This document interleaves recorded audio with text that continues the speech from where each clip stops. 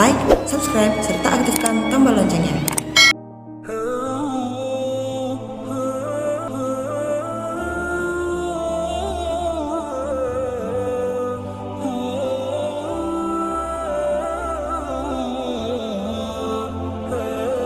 Ayyul amali ahabbu ilallahi subhanahu wa ta'ala. Seorang sahabat bertanya kepada Nabi SAW, ayyul amali ahabbu ilallahi subhanahu wa ta'ala. Amal apa yang paling dicintai oleh Allah subhanahu wa ta'ala? Jadi luar biasa dahsyat ya. Saya tuliskan dulu ya. Dan saya ingatkan, apa yang saya tuliskan terkadang tidak tercantum di kitab ya. Jadi antum kalau ada yang penting cepat antum tuliskan, karena nanti kadang-kadang saya tidak minta dihapus pun bisa dihapus itu ya. Dan semoga Allah mengampuni dosa orang yang menghapus yang tidak saya mintakan menghapus. Baik, bismillah. Yang ini tidak apa-apa ya. Jazakallah khair. Pemirsa, Mas Asikin ya. Turunkan. Satu, amal apa yang paling dicintai Allah?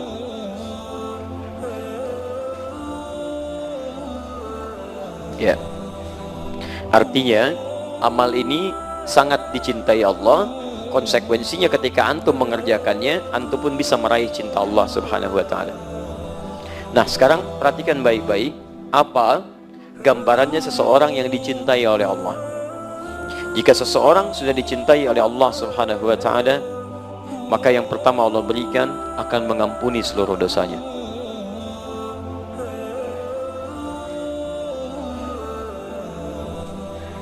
Ampunan dosa. Dalil yang ditemukan Quran surah ketiga Ali Imran ayat 31, paling kiri sebelah atas. Qul in kuntum tuhibbunallaha fattabi'uni yuhibbukumullah. Katakan Muhammad, jika kalian serius mencintai aku, ikuti aku, ikuti sunnah petunjuk Nabi SAW.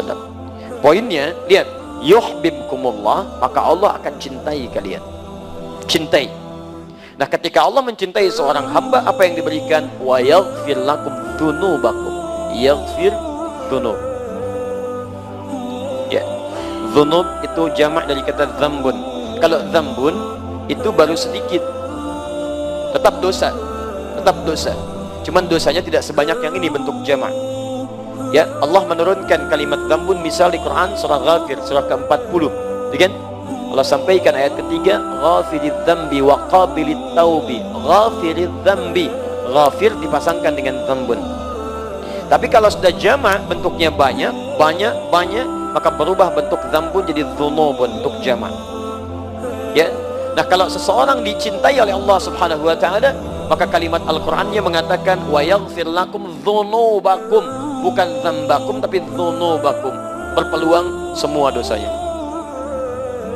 Siapa di antara kita yang tidak punya dosa saat ini? Boleh unjuk tangan? Serius, saya pulang. Ya kan? Sudah gitu kan? Ya, siapa? Saya masih punya dosa gitu kan? Dan hebatnya Nabi Muhammad SAW, seorang nabi, rasul, bahkan dijaga dari maksiat, ma'sumun minal maksiat, madmunun bil jannah, dijamin masuk surga. Bahkan sebelum meninggal sudah turun surah Al-Quran menjamin surganya. Satu-satunya nabi yang ketika masih hidup ayat surganya sudah turun. Inna a'tainakal kautsar. Kami sudah jaminkan padamu kenikmatan surga yang sangat indah. Ada sungai khusus untukmu di surga. Jaminan sudah ada. Tapi masih beristighfar dalam hariannya minimal 70-100 kali. Bahkan menjelang tidurnya masih istighfar, ba'da salatnya masih istighfar. Setelah beliau salat, hadis Muslim hadis 591, astagfirullah, astagfirullah, astagfirullah. Menjelang tidurnya masih istighfar 70-100 kali. Siapa kita dibandingkan Nabi Muhammad SAW? Lihat wajah-wajah kita. Nabi bukan, Rasul bukan. Tidak ada satupun ayat surga turun menjamin kita. Antum tidak istighfar, antum terlampau lelah. Ayo coba berpikir lagi. Nah, jelas ya? Jadi kalau kita sudah dicintai oleh Allah, maka dosa digugurkan. Kalau dosa digugurkan, berarti peluang-peluang berbuat kotor sudah tidak ada. Yang ada yang baik-baik saja. Ada penjagaan Allah di situ. Jadi ciri orang yang dosanya diampuni, jadi kotoran-kotoran dari dosa itu sedang nggak ada. Makanya ketika dia bertobat, tobat itu kembali ke jalan yang baik, kembali ke jalan yang benar, bertobat. Nah, orang yang tobatnya benar, seperti gambaran di Quran surah keempat ayat 17 sampai dengan 18, paling kiri sebelah bawah. Ya, innamat taubatu 'ala Allahi lil ladzina ya'maluna su'a bi jahalatin thumma yatubuna min qarib. Ketika dia bersegera tobat dari dosanya, cirinya apa? Salah satunya selain mengakui dosa, menyesalinya dan meninggalkannya. Jadi dia nggak kerjakan lagi kalimat ini. Maaf, pernah misalnya berbuat gibah, gosip misalnya, membicarakan keburukan orang.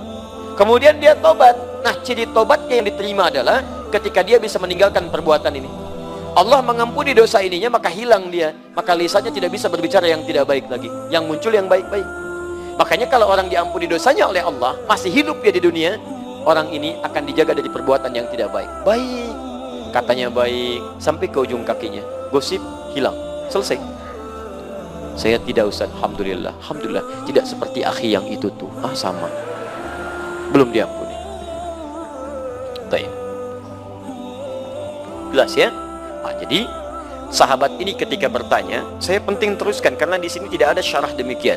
Maksud saya, kalau antum mengamalkan apa yang dijawab oleh Nabi di sini, tidak sekedar amalan antum melimpah pahala, tapi berpeluang menggugurkan dosa-dosa dalam kehidupan kita. Jelas? Apa saja amalan yang dicintai oleh Allah, yang dengan itu berpeluang dosa kita pun digugurkan oleh Allah Subhanahu wa taala. Baik. Satu, qala, beliau mengatakan, awas, fokus baik-baik ya. Kita amalkan setelah mendengar kalimat-kalimat ini. Pertama, as-salatu ala waqtiha. As-salatu ala waqtiha. Salat tepat pada waktunya. Salat tepat pada waktunya.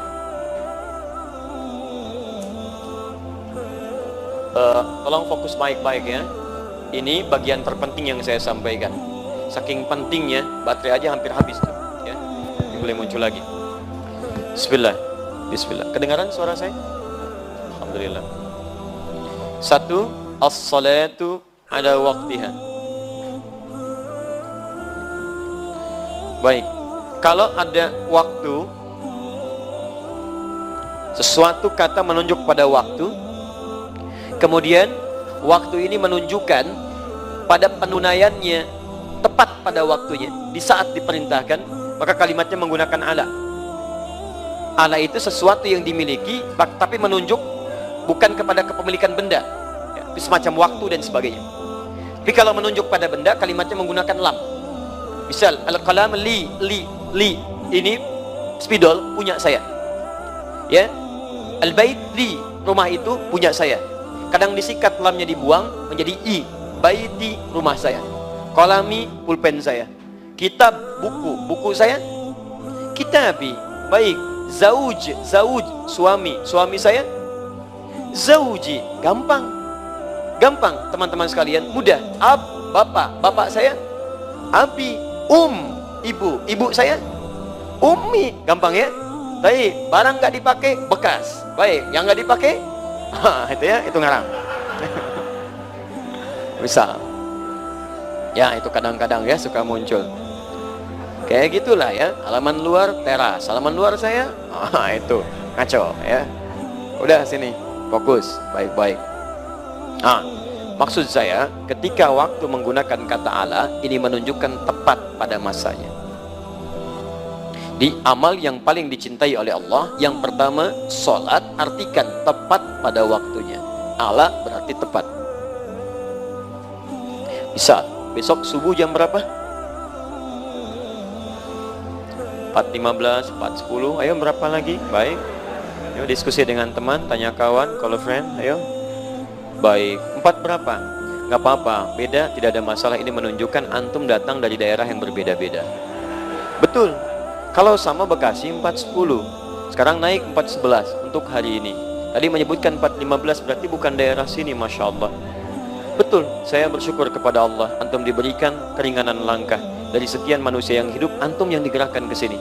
Padahal saya yang ngundang enggak, TKM juga ngundang enggak. Siapa yang menggerakkan langkah antum? Kalau antum sudah digerakkan, mustahil kalau bukan oleh Allah. Kalau antum digerakkan oleh Allah, dihadirkan di sini, duduk di sini untuk dirubah menjadi lebih baik, dan antum belum tersentuh jadi berubah, antum perlu dikemanakan lagi.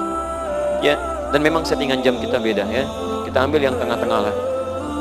Misal, baik, ambil dah, saya ambil 4.15 yang tadi antum sebutkan. Adzan subuh 4.15. Berarti waktu sholat disampaikan telah tiba. Baik, jadi 4.15 itu waktu sholat.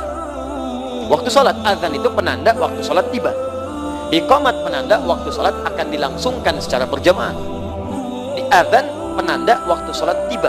Jadi kalau antum mendengar adzan dalam situasi misalnya tertentu yang tidak memungkinkan ke masjid, misal sedang di perjalanan, sedang macam-macam, artinya waktu sholat itu tiba. Nah, kalau dikatakan as-salatu ala waqtiha subuh 4.15, berarti waktu 4.15 ini adalah dimulainya apa? Pertanda waktu sholat tiba. Pertanda waktu sholat tiba.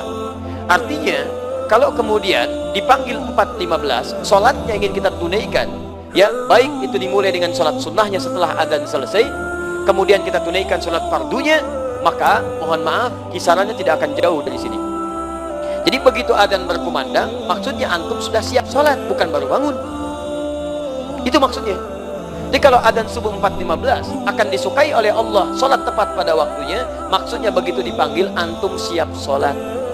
Bukan Allahu Akbar, Allahu Akbar. Hati-hati ya. Ini bagian yang pertama, 4.15. Jadi kalau 4.15 dipanggil, antum mesti bangun dari sebelumnya. Kalau tidak tahajud berarti jam 4 antum sudah bangun, kan? Siap-siap. Coba antum biasakan penyesuaian untuk kesadar sepenuhnya itu kira-kira berapa menit. Dicek gitu kan. Kadang-kadang kan kondisinya beda-beda. Walaupun kemarin pun saya tegaskan, kadang-kadang alarm disettingkan 3 kali untuk mendapatkan 4.15 ya. Jam 3 lewat 40, 3 lewat 50 ya, jam 4 lewat 00. Kan begini. Ini untuk mematikan alarm yang kedua, alarm kedua matikan alarm ketiga, alarm ketiga siap-siaplah ya sebelum adzan. Gitu. Sekarang kalau kita ingin mengecek di mana tingkatan kita, layakkah kita mendapat ampunan Allah? Antum ini memohon kepada Allah, ampuni dosa saya Allah, ampuni dosa saya Allah. Lalu Allah beri jalan untuk mengampuni dosa antum. Kenapa antum nggak ambil? Jalannya apa? Nih, buru waktu sholat, tunaikan tepat pada waktunya. Di orang-orang yang terbiasa datang tepat pada waktunya, direspon tepat waktu, respon tepat waktu, semakin dia melekat dengan Allah, kedekatannya tergabung, maka disitulah kemudian hubungan kedekatan itu melahirkan perhatian Allah yang lebih kepadanya.